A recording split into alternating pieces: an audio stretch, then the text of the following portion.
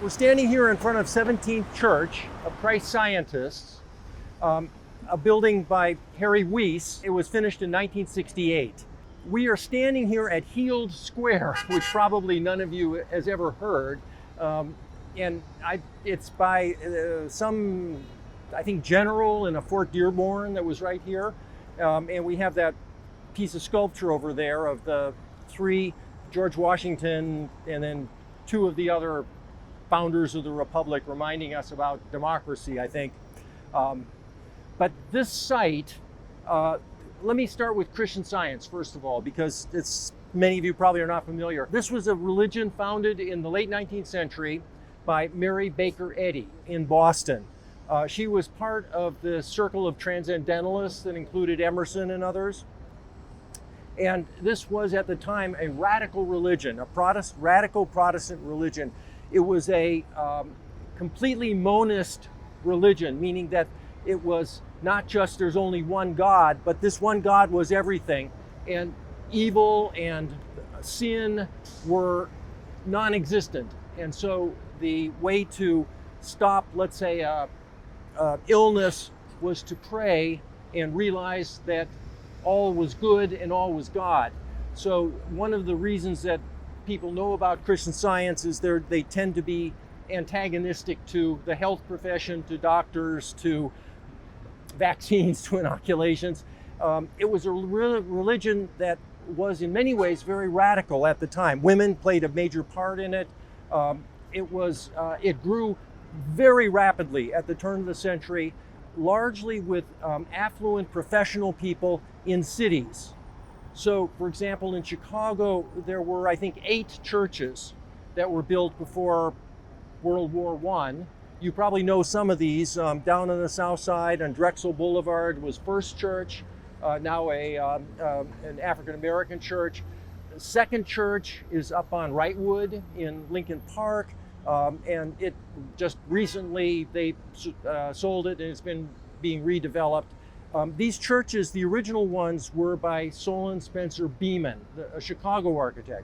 And because the church had no form that was readily available to it as iconography, they had to invent it. And what they invented, or Beeman invented, was a classical building with portico out front and a rectangular building, almost always with a great domed interior space. These were auditorium spaces. This was a low Protestant church, meaning there was no clergy. There were readers who would read from the Bible and Mrs. Eddy's book, which was called Science and Health, a Key to the Scriptures. And they would stand at the desk in front of the congregation and read alternately these books, which meant that you wanted an auditorium. You didn't want a Catholic nave and an altar. There was none of that. There was very little decoration.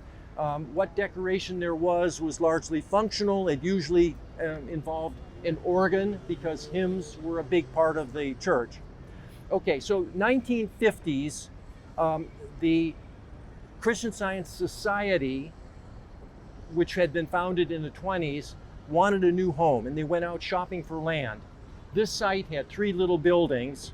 The entire riverfront had been lined with warehouses and low stuff, but by the end of the World War II, it started to be built up with all these taller buildings that you see. But this was an unusable site because it was very small, and it had 3 little buildings on it. They were torn down, but it took forever to finally get them down and then get ready to build.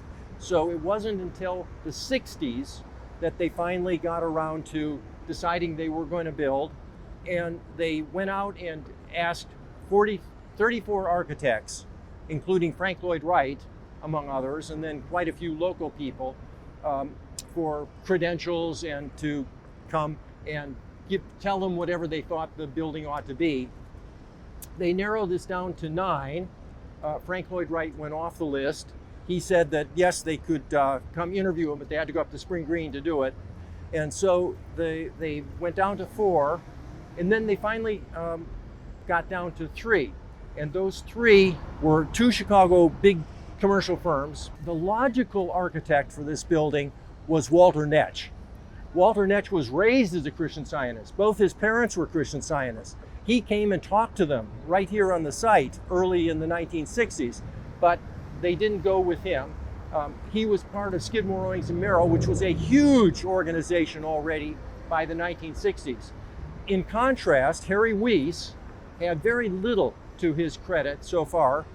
He had gone to MIT, then to Cranbrook, came back to Chicago, opened up a furniture store on North Michigan Avenue, and then set up his own firm. So by the time they were ready to do these interviews in the middle of the 60s, he had only done a few a few schools in Columbus, Indiana, and had done the embassy, American embassy, in what became the new country of Ghana. Of all these people, he was by far the least well-known, had the least amount of work. It was Schmidt, Garden, and Erickson was the third of the three they interviewed. But with Harry, everybody says that this was a man who, once he got in the room for an interview, he almost always got the job. He could charm the birds out of the trees. He was handsome, well-connected socially, and he knew exactly what to say to people. So in this instance, one of the questions they asked him was, what religion are you? And Harry said, well, my father was Episcopalian, my mother was Presbyterian, I'm an architect. And that tells you a lot about Harry Weiss. It's also a little bit amazing that given that, the church would have gone with him, but I figured all the other people were going to be mainline Protestants anyway, so why not take a essentially non-believer? So he got the job, and the result was what you see before you. Because this had to be an auditorium, it was on such a small, narrow site, what he decided to do was to create a Greek theater, which is what you see upstairs here. So it's got 7 levels. Down below there's parking and some other things. Then there's the Sunday school, which is over that parapet there, which allows light down to the Sunday school at the lower level. The lobby level is here. And then to shield the auditorium from the noise out here, put it up on the second level and then wrapped it entirely in this great 200-foot curving wall. The whole building is concrete and it's clad everywhere in travertine. And then you can't see it from here, but above that there are steel trusses that go up to a lantern and like an oculus at the Pantheon. And then in between, the roof is covered in lead tiles. So, and then besides that, there's a little sliver of land on the far side, which has all 7 levels, and that's for offices and for various functional things.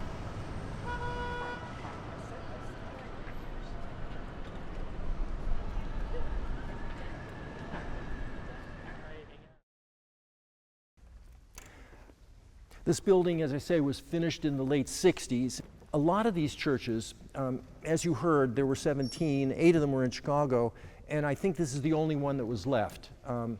I told you that the Christian Science congregations grew very fast in the early 20th century, and then after World War I, for whatever reason, the numbers started to decline. The church doesn't publish any figures, but all the others have now been converted into something else. This one actually, in 2006, there was I think a very real scheme to sell it and redevelop the site.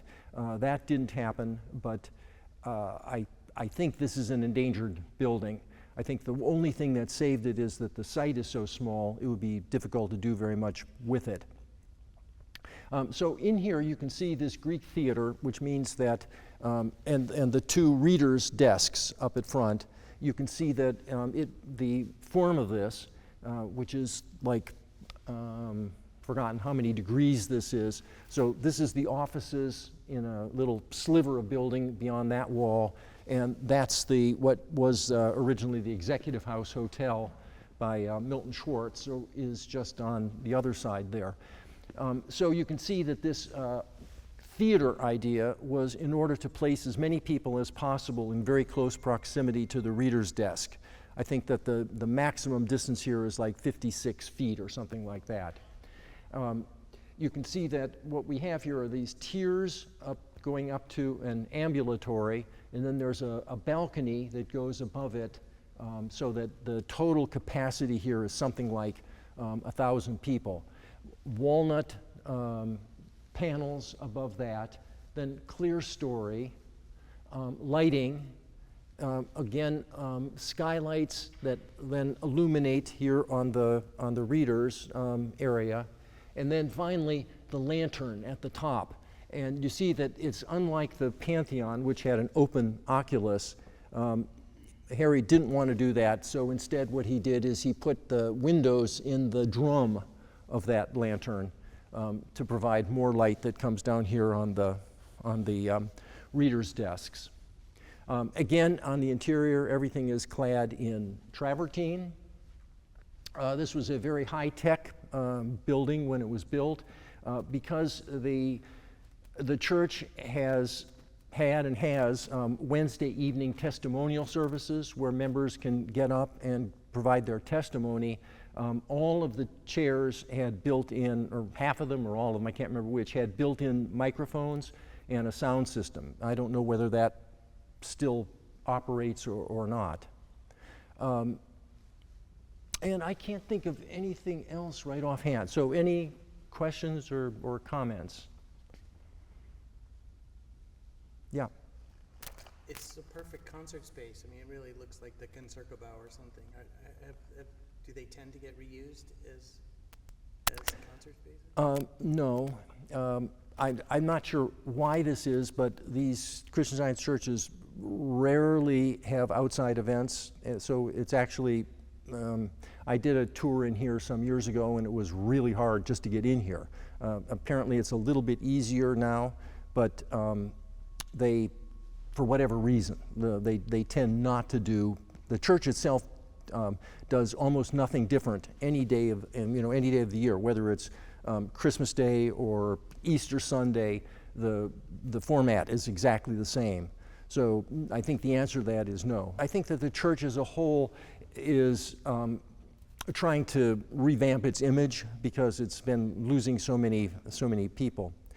In addition to this thing being a little bit like the Roman Pantheon, the other interesting thing is I mentioned that the Solon Beeman churches were auditorium churches with great, usually flattened domes, and this, I don't think Harry, I never heard anything about him saying that he had any particular interest in those buildings, and I don't think that most people at the time did. There's only one book that's ever come out on Christian Science churches, and I think it was well after the 60s. So I don't think he was thinking about those earlier Christian Science churches at all. But interesting how close this actually is in many ways. If any of you have been into like the Second Church, Church of Christ Scientists on Wrightwood, there's a very similar feeling to it. Another thing that's interesting is, for those of you who know Unity Temple, Frank Lloyd Wright's Unity Temple in Oak Park, this is a similar, because of site constraints, you would normally have expected people to come in and come up at the back and then filter down.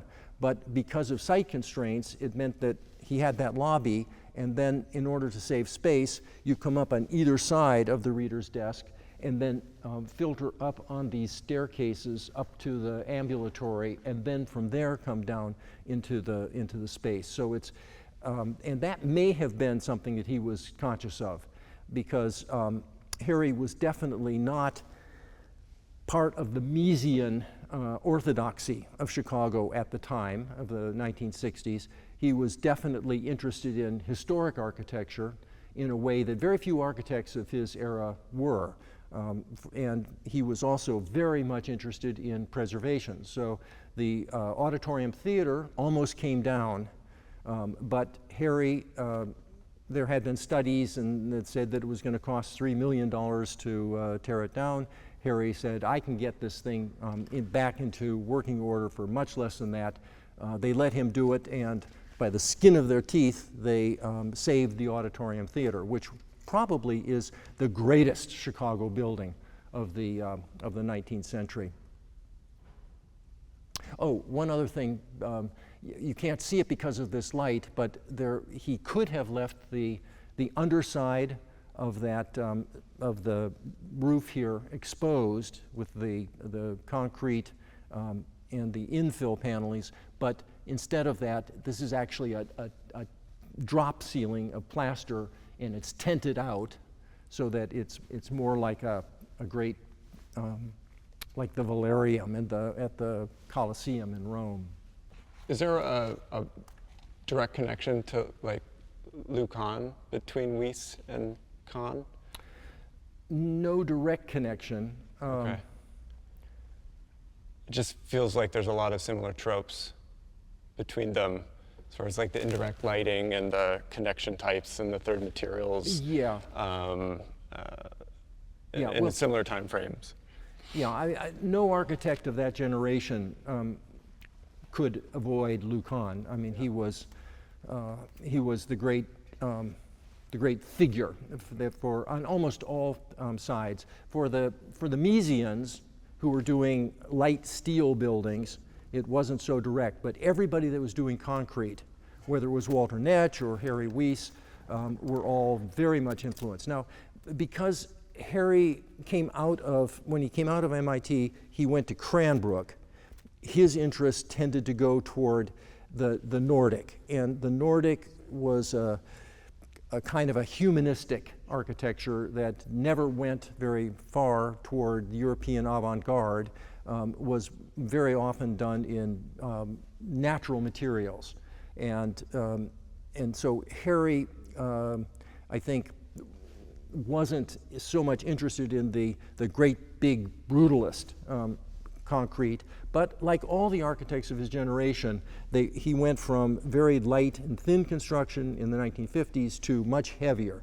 So many of you may know the big humanities building at University of Wisconsin in Madison, which is a big hulking building, partly because they had to put a huge amount of program into a fairly small site. So that was the only time where he really started to go into what we normally think of as brutalism. But this building was sort of a transition. Right after this building, he started to get his most important commissions. And they started to come in very fast. And the climax of his career, of course, was another great concrete masterpiece, which is the metro system in Washington, D.C., which is arguably the most impressive piece of public architecture in America.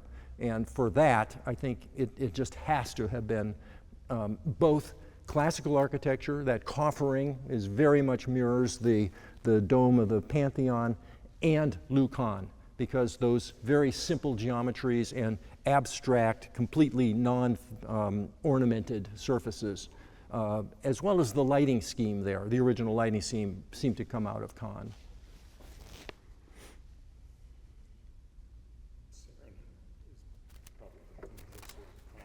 What's that? Saarinen is probably the closer comp. Saarinen is by far the more direct comparison because when Harry was at Cranbrook, Saarinen was working with his father, Eliel Saarinen, in Bloomfield Hills, where Cranbrook is, and Saarinen went his direction and had already in the late 50s been doing these curvilinear buildings like the TWA terminal and the Ingalls Hockey Rink at Yale. That was, I think, too expressionistic for Harry. Harry was always much more, I don't know, maybe down to earth is the right word for him. The other thing about Harry was that unlike many of the architects of his generation, which were out to create monuments, they wanted to be, many of these architects would say that they wanted to be the greatest architect in the world. And Saarinen was definitely in that kind of camp. I think Harry was maybe wanted that, but was less likely to say it. And one of his most important contributions was this idea of what can architects do to keep people from fleeing the city. Because after World War II, in these big cities in the north and the northeast, the old plant, which had been geared up to maximum capacity, the industrial plant, during World War II, suddenly collapsed because they didn't need all of that material, and a lot of the industry by then had moved to the south, to non-union states, to the west, and then starting to move overseas. And so middle-class people were pouring out of the city of Chicago out into the suburbs, particularly white Americans, and there was because the whole area around the Loop had become very poor, much of it black, and so a lot of this outward push of middle-class white people meant that there were vast areas in the city that were sort of available for new population. Harry lived up in Old Town and built himself some row houses there, and he was very committed to doing everything he could to see about bringing people back into the city. So a lot of the work that you see that Harry did very close into the Loop is all about this, trying to create a kind of middle class population in a city where so much of the population was just expanding outward. And the population was just declining rapidly as all the jobs were leaving the city and going to the suburbs and elsewhere. So Harry was not quite the heroic figure that Saarinen was, and I think for that reason he never quite got the same kind of coverage. His reputation never went downhill so dramatically as Saarinen's did, but then it never came back up in the incredibly explosive way that Saarinen's has. Yeah. Is that discussion about keeping people in the city something that's happening among architects in Chicago at the time, or is he a lone voice? It was happening, but sort of piecemeal. Like, for example, at University of Illinois, a lot of the faculty were moving into Lincoln Park because it was the first gentrification was Old Town, where Harry set up shop, but then Lincoln Park, then Lakeview, and then in recent decades it's then spread to the north and to the west pretty dramatically. But at the time, there were very large areas in the 60s and the 70s, very large areas of the north side that were no-go zones. And it was a very small island of people who stayed in the Gold Coast and Old Town that was the anchor for the gentrification that then spread out from there. And I think a lot of the younger architects were very much part of that movement. Marina City was part of that. Harry did a building for the Teachers Union at 55 West Chestnut. This was something that was any number of architects were really involved in, and the city was still vibrant, unlike, let's say, Cleveland or Detroit or St. Louis, where it really was touch and go for a while. Chicago always had some wealthy people that lived on Lakeshore Drive and the Gold Coast, and so it never really touched bottom the same way as at other places. But by the late 1970s, it really was, sort of an open question, what would happen to Chicago? You mentioned that it was slated for, or that it's in danger. How is it hung on? Yeah, how is the church hung on here? I don't know. Stories about? Yeah, I don't know. I think the congregation is tiny, and I don't know whether young people are joining. My nephew lived for a few years in Chicago and came to this church, and at the time, I mean, this must be a lot of money to maintain this thing, and I don't know, I don't know what could happen to it. Most of the Christian Science churches have turned, on the south side, have all turned into African American churches. On the north and northwest side, they're mostly Latino congregations. I can't imagine what else this could be used for. Maybe some kind of theater, music event, venue. I think all of the religious buildings in the Loop, and there aren't that many, are in a little bit of trouble one way or another. But it's such a dramatic thing. The site, the building that fits the site so perfectly. It's just almost impossible to imagine the city without this. Is there anything special about the organ? Oh, yeah. Aeolian Skinner organ. In the initial design, they left space for it, but it took them several years doing a lot of research about what kind of organ they were going to need, and had this one designed specifically for this site, and pretty spectacular piece of ornamentation, about the only ornamentation in the whole room. Harry knew that it was going to be there, it was going to be a pipe organ, but he didn't know exactly the configuration. And I don't know actually whether he had any role in designing those pipes. I suspect he probably did. It's apparently a really spectacular instrument. I've never heard it. It was damaged during, do you remember the flood that we had in Chicago? There's a lot of the mechanical stuff for this was downstairs and got damaged in the flood. It had to be restored at a fairly extensive and expensively done, but it's apparently back in full operation. Yeah. It's not landmarked. It's not landmarked.